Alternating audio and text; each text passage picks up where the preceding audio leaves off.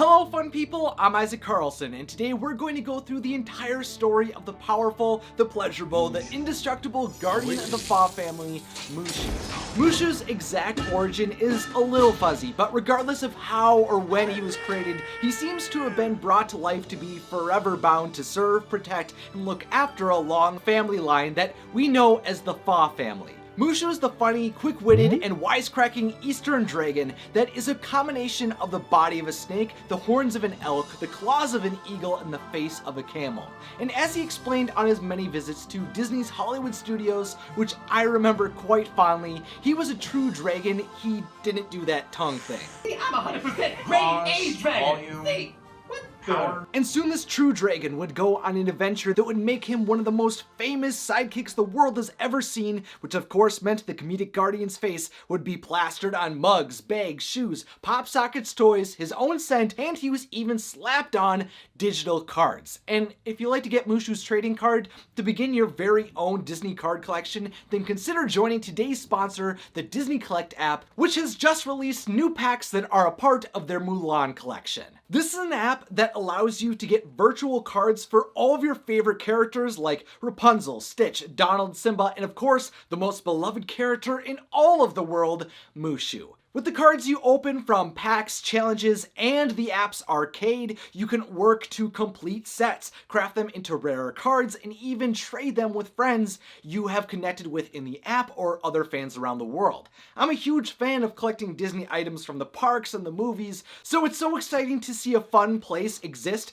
where you can begin your very own Disney collections from anywhere. So if you like to begin building your own sets of Disney cards that even feature the world-famous Mushu, be sure to follow my link below. And once you're all set up, follow me on the app by searching WOTSO so we can start trading and having a magical time together. Again, follow the top link in the description to join Disney Collect by Topps to support the channel and begin the process of amassing your very own Disney collection. Now, to understand how Mushu's story began, I actually had to remember back to one of my early trips to Walt Disney World. I loved seeing Mushu come to life in the parks and appreciated getting to hear a bit of how he came into existence long ago. And this was definitely one of those jokes that I didn't really find as funny until I got a bit older. So get a little bit older first. I know where I came from. Oh, good. Please tell everyone. When a mama dragon. Wait a second. No, Mushu. That is not what I mean. This dragon was a guardian of lost souls who had been assigned many a time to descendants of the ancestors who he served. So tell me what mortal needs my protection, great ancestor. You just say the word and I'm there. You see, when the living members of the family called upon their ancestors, those spirits would together decide which guardian would ensure their descendant in need upheld their family's honor, because Mushu was not the only one. There was the cunning dog, the swift rabbit, the wise monkey, and many more, but in Mushu's opinion, he was the greatest amongst them. Clearly, not yet super humble. We must send the most powerful of all. Okay, I get the drift. I'll go. At least in his mind, he was truly the most marvelous, deserving, and capable guardian that the Fa family could ever call upon, even though his abilities were less than godlike. My powers are beyond your mortal imagination. While traditional dragons have control over water, rainfall, typhoons, and floods, which was something I was not aware of before, he has the ability to breathe an amount of fire. Not a lot, but definitely not nothing either. It's just not as impressive as he would make it out to be, as a glass of water can restrict his fire as seen when he visits the House of Mouse. I am a fire-breathing dragon. This is ice water. Look at this. Do you see what you've done to me? Mushu also claimed that he had fantastic eyesight that allowed him to even see through armor, and suggested that he had the ability to alter his size. Now, I don't know about you, but I can't really picture a massive Mushu stomping around a battlefield, but I also feel like it could be kind of epic if he played his cards right. While we can't be entirely sure how powerful the small dragon is, we do know that he is a fairly resilient creature, as he can be stomped on, can take an explosion, and survive an avalanche, which pretty much makes him an indestructible, immortal being. He can take a few punches, or more often slaps, to his body and his ego. Also, he could speak to other animals, which would come in handy when he befriended a lucky cricket.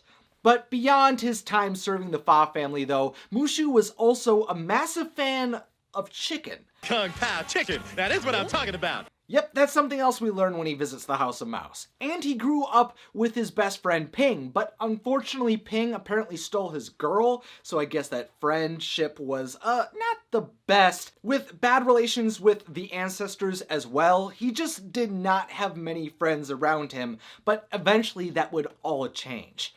For generations of the Fa family, Mushu reigned as an honored, respected, and praised guardian of the family, but his misguided behavior resulted in his weaknesses coming through in a massive disaster.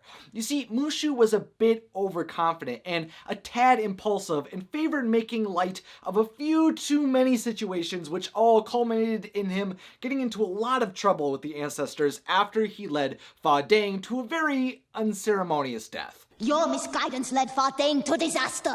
Yeah, thanks a lot. His arrogant behavior had finally got the best of him, and his limited powers were unable to get him out of it, which meant that he was literally taken down from his pedestal as guardian and was dishonored and demoted to gong ringer. You are not worthy of this spot. Yep, he was literally just an alarm clock. This was the most heartbreaking, embarrassing, and difficult moment in Mushu's life. Every aspect of his existence had been wrapped up in this position. Again, he really just focused on the luxuries of the guardianship. This made him become pretty bitter towards the other ancestors. I was gonna say guardians. He's not really angry towards them. They don't really acknowledge them very much at all. Clearly, this punishment didn't really change his behavior too much, but now he had something to prove, and his time to shine and to be humbled was just around the corner. Well, that all began when Fa Mulan stole her father's armor, ran away from home, and impersonated a soldier in the Chinese army,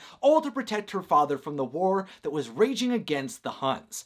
You see, desperate for protection, Mulan's grandmother called upon her ancestors to watch over Mulan, and in response, they came alive to choose a guardian. Of course though, due to his punishment, Mushu was only permitted to ring the gong to wake up the remaining ancestors, but when they made the decision to send the Great Stone Dragon and Mushu destroys the statue in the process, he feels like he will never be able to reclaim his pedestal after another massive mess up like that one. Therefore, he lies about resurrecting the dragon and decides with his new lucky friend Cri-Kee that if he makes Mulan a war hero, the ancestors will be begging him to come back to work. Of course though, before going on this voyage, he doesn't consider the risk he will push Mulan to take on, as he insists she risks her life so that he can achieve glory. When Mushu comes into contact with Mulan, he creates a grand entrance for himself to convince her that he will guide her through her masquerade, with Cri-Kee assisting of course, and she agrees, beginning to follow his advice immediately when she strolls into camp.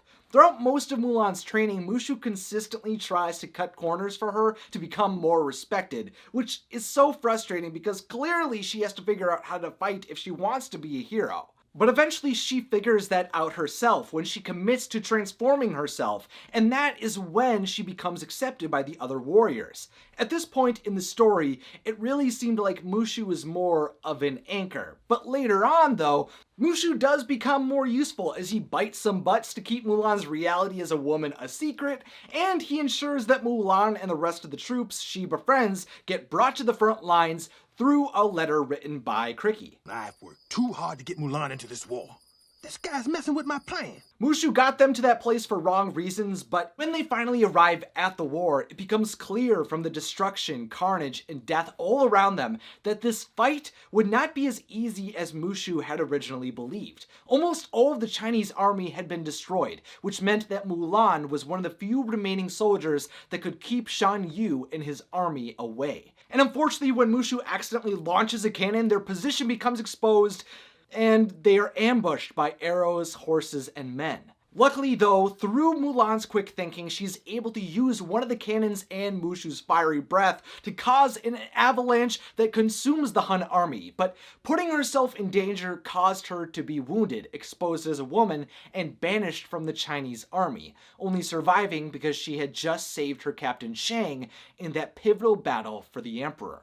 At this moment, Mushu is crushed by this new failure, but when he hears Mulan talk about being unable to look at her reflection because she isn't proud of who she sees staring back at her, Mushu begins to have clarity at how wrong it was to push Mulan into this situation. When Mushu finally does this himself, his facade, lies, schemes, scams, and flimflams collapse as he sees what he has done. He realized he had risked more lives to get a pedestal. The truth is, we're both frauds. Your ancestors never sent me. They don't even like me. I risked your life to help myself. Understanding now that he had grown to care for Mulan and the life that she was meant to lead, he promises to stick by her side with whatever comes their way. And this is always when I really appreciate Mushu's contributions to Mulan's story. When the time comes that Mulan needs help to stop Shan Yu when he rises once more and marches upon the Imperial City, Mushu is willing to put his own desires aside to go kick some Han butt.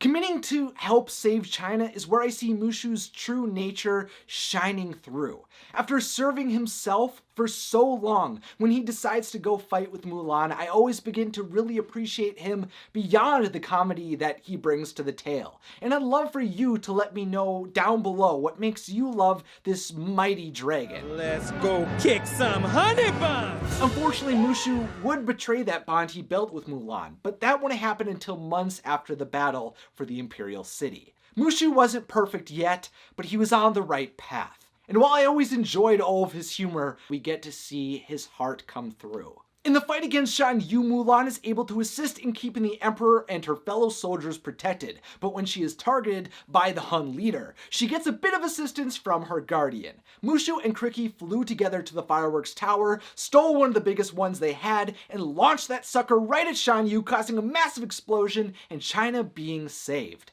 And of course, that meant Mushu would return home a guardian of the Fa family once more. You can be a guardian again. But there was an unforeseen problem that Mushu hadn't considered when he assisted Mulan to become the hero of China that could have permanently removed him as guardian. You see, even though Mushu had received a ceremonial robe, the submission of the ancestors, flashing lights, and of course the ceremonial bath of honor, now that Mulan had found the man of her dreams in Shang, their marriage would be his undoing. Once a woman marries, her husband's ancestors take over the duty of guardianship. Kind of ironic, bonding together broke Mushu apart. Only 1 month after Mushu had reclaimed his throne, he was going to be out of the job again. It took me 500 years to get this pedestal back, and I ain't about to give it up. Therefore, after realizing that Shang and Mulan were very different people, he convinced himself that he had a moral obligation to break them up to keep her from making the biggest mistake of her life. You know, in quotations. This was all just kind of his opinion, kind of his speculation. He was distorting the facts, and he pretty much falls back to his deceiving and selfish ways, which is just kind of frustrating and sad to see. Mushu still hadn't learned to put those he loved over his position as guardian, which truly means at this point he didn't deserve the title, praise, and luxury that came along with it at the time. Though eventually he would finally be humbled. On Mulan and Shang's mission to escort the Emperor's daughters to be married, Mushu attempts to mess Shang up while fishing, embarrass him with worms down his shirt, blows him up, and even wakes him up when Mulan has to search for the princesses when they ran away with Yao, Ling, and Qian Po. It really just seemed like Mushu just needed to calm down a little bit, you know.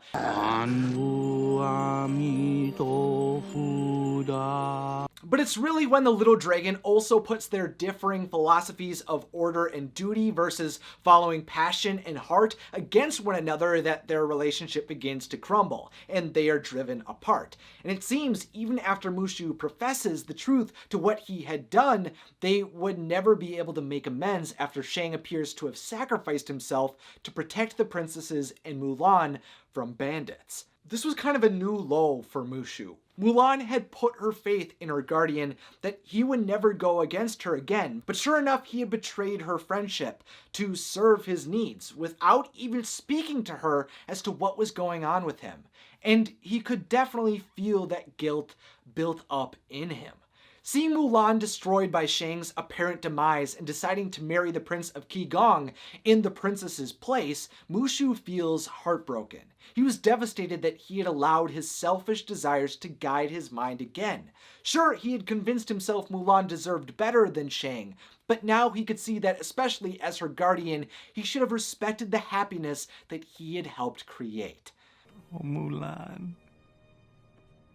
I would give up 1,000 pedestals if I could stop this. That's why when Shang returns and the ruler of Qigong threatens his life, Mushu decides, with the guidance of Cri-Kee, to set up one more scheme to ensure Mulan could live out the life she had always wanted. So Mushu clearly uses his experience impersonating the Great Stone Dragon and his ability to be a bit deceitful and assumes the role of the Golden Dragon of Unity. Oh, you dang right I live, and I decide whom to unify. Mushu states that Mulan and Shang are more right for one another than any other, dictating that the princesses would be free to marry who they saw fit and that the couple before them would be married. And of course he did that knowing the consequences that were ahead of him. Mushu was ready to give up his place as a guardian for Mulan now that he not only learned to love, have empathy, and care for those who he watched over, but he even came to understand that he had to put their needs above his own. Mulan is happy, and if she's happy, I'm happy. And honestly, I thought this was something he had learned when Mulan saved China, though it seemed he needed a second adventure to finally get it through to him. But, I guess it just takes a lot to break hundreds of years of bad habits. Now, of course, Mushu actually does get to keep his guardianship, since Mulan and Shang combine their family temples, which means his diva, needy, and demanding side would come out again. But hey, no one said he was going to lose all of his ego, taste, and pizzazz throughout his adventure, especially since he became the famous sidekick who helped save China. With the position of guardian again, an introduction to Shang, and his friendship with Mulan restored, Mushu had finally been able to turn his luck around. Sure, it would take him a bit longer for him to forgive the ancestors who had demoted him, but now that he had assisted in saving China, ensured the happy life of Fa Mulan, and had internalized what it meant to put someone else before himself, he had become a changed dragon. After hundreds of years, Mushu had finally become an honorable guardian. But let me know down below what your thoughts and theories are surrounding Mushu. Also, make sure to subscribe and click the beautiful bell, and then join today's sponsor, the Disney Collect app, through my link in the description. Finally, as always, thanks for watching, and have a magical day.